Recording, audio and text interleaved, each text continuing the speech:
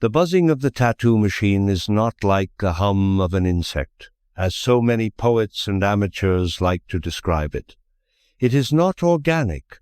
It is the sound of electricity forcing its way into biology. It is the mechanical shriek of metal vibrating against the tension of the soul. I still hear it in the silence of my apartment, a phantom frequency that rattles my teeth and makes the scars on my forearms itch with a phantom burn. I am a survivor, the police say. I am the lucky one who crawled out of that basement shop before the gas line blew, before the fire took the evidence, before the world forgot the name of Silas Vane. But they don't look closely enough at my skin. They don't see that the shadows cast by my own limbs don't always match the movement of my body. It began with the slump. Silas was a man of immense talent, but crippled by a mediocrity of spirit. He could copy a photograph onto a bicep with photorealistic precision, yet he lacked the spark to create something new. His shop, the Hollow Point, was a dreary little dungeon, located at the bottom of a stairwell in the garment district, smelling perpetually of antiseptic, stale cigarette smoke and the metallic tang of dried blood. I was his apprentice, though janitor would have been a more accurate title. I swept the floors.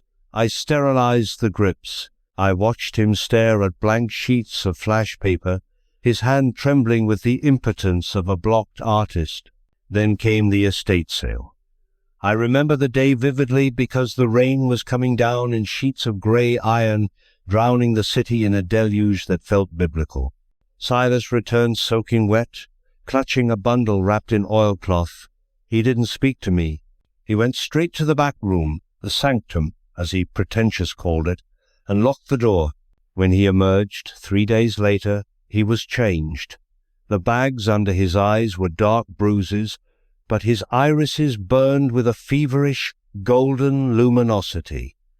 He held the book. It had no title on the spine, only a texture that made my stomach turn a leather that was too soft, too pale, poreless and smooth. "I found the mixture, Leo," he whispered to me, his voice cracking. "The true pigment. It requires biological binding agents." I should have left then. That is the first lie I tell myself every night. I tell myself I stayed because I needed the money, because I was loyal. But the truth, the unreliable, slithering truth, is that I stayed because I wanted to see. The first client to receive the new style was a man named Arthur, a hulking dock worker who wanted a guardian angel on his back to protect him from his vices. Silas worked for 12 straight hours. Usually, a piece that size would take multiple sessions, but Silas moved with a frantic, possessed speed. He didn't use the standard inks from the supply catalogue. He used a series of small, glass vials he had prepared in the back black liquids that seemed to swirl of their own accord, absorbing the light in the room. When Arthur stood up to look in the mirror, the air in the shop dropped 10 degrees. The angel on his back was terrifying. It wasn't the cherubic protector Arthur had asked for. It was a weeping seraph with eyes that seemed to follow you, wings composed of hyper-realistic feathers that looked wet with oil. "It burns," Arthur grunted, twisting his neck. "It is settling," Silas said, wiping his bloody gloves on a rag. "The art is taking root." Arthur never came back for a touch-up. I saw him a week later on the street. He was standing on a corner, staring at a traffic light. He looked thinner, hollowed out. When I called his name, he didn't turn. It was as if the motive force of his life had been drained away, siphon-fed into the ink on his back. I told Silas this. Silas merely smiled, sketching furiously in the margins of that skin-bound book. "The canvas must give of itself for the masterpiece to live, Leo. It is the law of equivalent exchange." The descent was not a slide, it was a free-fall. The reputation of the Hollow Point grew in the underground. People whispered that Vane's tattoos moved. They said if you stared at them long enough, you could hear them whisper. The clientele shifted from bikers and sailors to the desperate, elite, wealthy hedonists chasing the ultimate aesthetic, high occultists looking for wards, and the vain looking for immortality. I became the gatekeeper. I managed the appointments. I saw the light die in their eyes as the ink flourished. There was a woman, a cellist, who wanted a vine of ivy wrapping around her arm and hand. Silas obliged. The green ink he mixed smelled of crushed beetles and ozone. After the session, her playing became transcendent, otherworldly, but she stopped speaking. She stopped eating. I found her sitting in the waiting room one morning, 3 weeks later, waiting for the shop to open. The ivy had grown. It wasn't just a tattoo anymore. The ink had migrated, creeping up her neck, tendrils of dark green seeking her ear, her mouth. "It speaks to me," she whispered, her voice like dry leaves skittering on pavement. "It tells me the history of the soil." Silas. I confronted him that night. The shop was closed, the neon sign buzzing fitfully outside. "She's fading. They're all fading. You're killing them." Silas looked up from his station. He was shirtless, and for the first time I saw that he had begun to mark himself. Strange, geometric sigils were etched into his chest, raw and red. "I am not killing them, Leo. I am preserving them. The flesh is temporary. It rots, it sags, it fails. But the ink is eternal. I am harvesting their essence before it spoils. I am building a gallery of souls." He opened the book, the Codex Cutis. The pages were not paper. They were thin sheets of dried epidermis. The diagrams moved. I saw writhing shapes, trapped faces screaming in silent agony within the fibers of the pages. "The grand design," Silas said, his eyes wide and manic. "The grimoire demands a vessel. These people, they are just drafts, practice runs. I am preparing the pigments for the magnum opus. I should have run. I should have gone to the police, but the atmosphere of the shop had infected me. I felt heavy, lethargic, as if the very air was thick with the weight of unseen observers. I began to hear the buzzing of the machine even when it was unplugged. I began to dream of drowning in a sea of black oil, pulled down by thousands of hands, inked with tragedy. The climax arrived on a Tuesday, under the cover of a storm that battered the city with gale-force winds. The power flickered and died, leaving us in the illumination of a dozen black candles Silas had lit. He locked the front door and turned the sign to closed. "Tonight, Leo," he said. He was naked from the waist up. His body was a map of scars and fresh ink. He looked emaciated, his ribs pressing against his skin like the bars of a cage. "Tonight, we open the gate." He sat in the chair usually reserved for clients. He handed me the machine. It was heavy, wrapped in grip tape that felt sticky, though my hands were dry. "I can't," I stammered. "You must," Silas commanded. His voice wasn't his own. It was a chorus, a layered polyphony of every victim, every drained client. I heard Arthur the dock worker in his tone. I heard the cellist. I heard the dozens of others who had walked out of this shop as husks. You are the witness.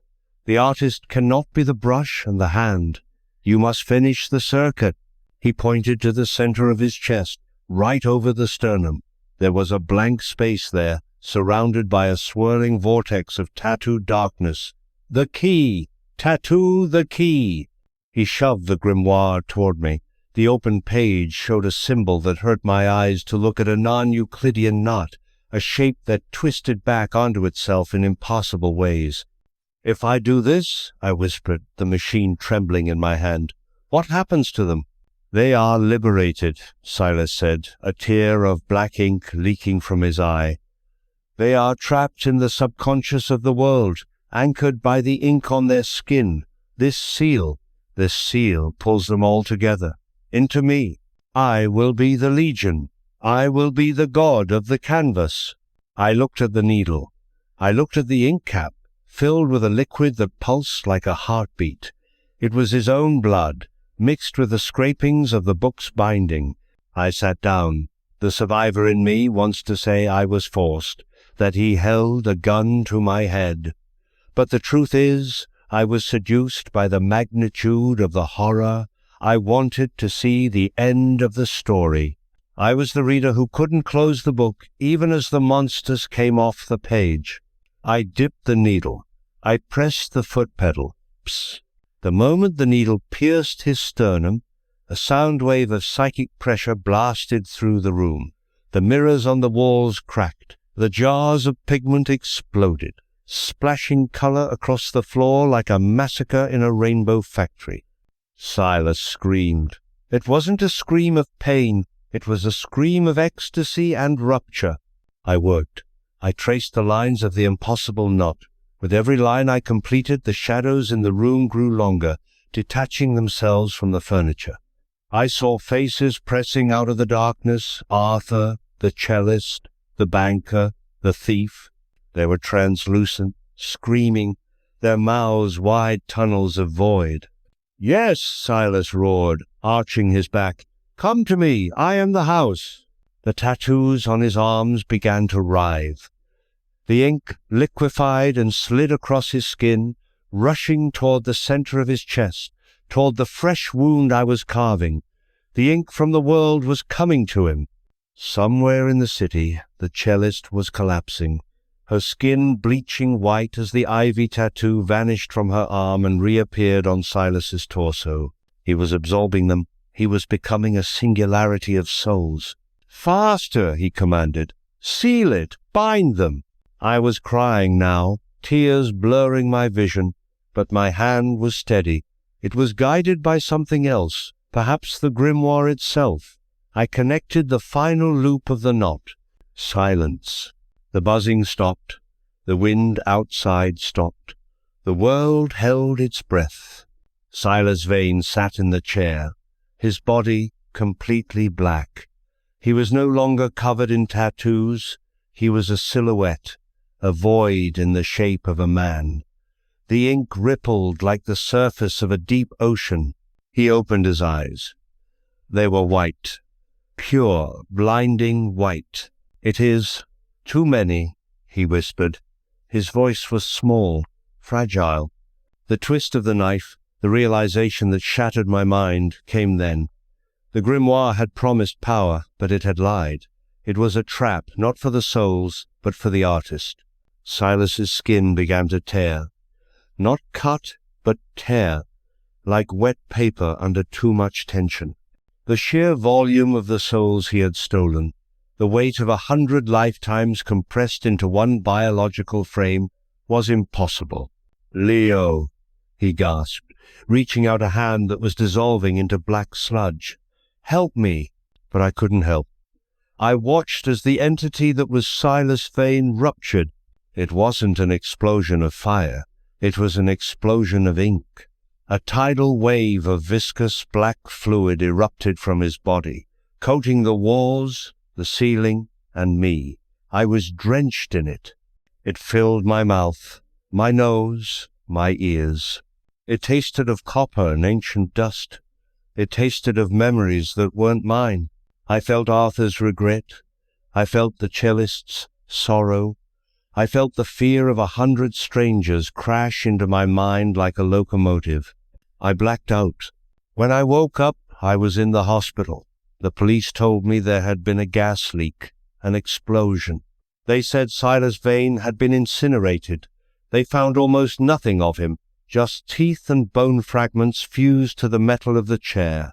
They said I was found in the alleyway, shivering, covered in soot and oil. They called me a survivor. They treated me for shock and smoke inhalation. They scrubbed the black stains from my skin, but they couldn't scrub it all off. I stand before the mirror in my bathroom now. It has been 6 months. I live a quiet life. I don't go near tattoo parlors. I don't look at art. But I am not alone. I take off my shirt. The doctors didn't mention it. Or perhaps they couldn't see it. Perhaps it only reveals itself to the one who wielded the machine. Covering my torso, swirling around my ribs and heart, is a masterpiece of impossible complexity. It is a mural of faces, hundreds of them, woven together in a tapestry of agony and stillness. They are the clients. They are the souls. Silas Vane didn't become the vessel. He was too weak. He was the catalyst, the sacrificial anode used to transfer the charge. The ritual required the artist to die so the canvas could live. And I was the canvas. I was always the canvas, from the moment I walked into his shop, from the moment I inhaled the air of the Codex Cutis. I looked closer at the tattoo over my heart. In the center of the swirling faces, there is a new addition, a face that screams in silent, frozen horror, its eyes wide with the realization of its eternal damnation. It is the face of Silas. He is with me now. They all are. I can hear them scratching at the inside of my skin, looking for a way out. But there is no way out. The ink has settled. The lines are healed. I pick up a razor blade from the sink. I wonder idly what would happen if I tried to cut them out. But then my hand moves on its own, dropping the blade. It isn't my hand anymore. It belongs to the collection. I smile, but the reflection doesn't smile back. The reflection just watches, waiting for the next session, because a masterpiece is never truly finished. It just waits for more ink. I hear the buzzing again. Psst. It's coming from inside my chest. I am the Inkbound Soul, and we are hungry.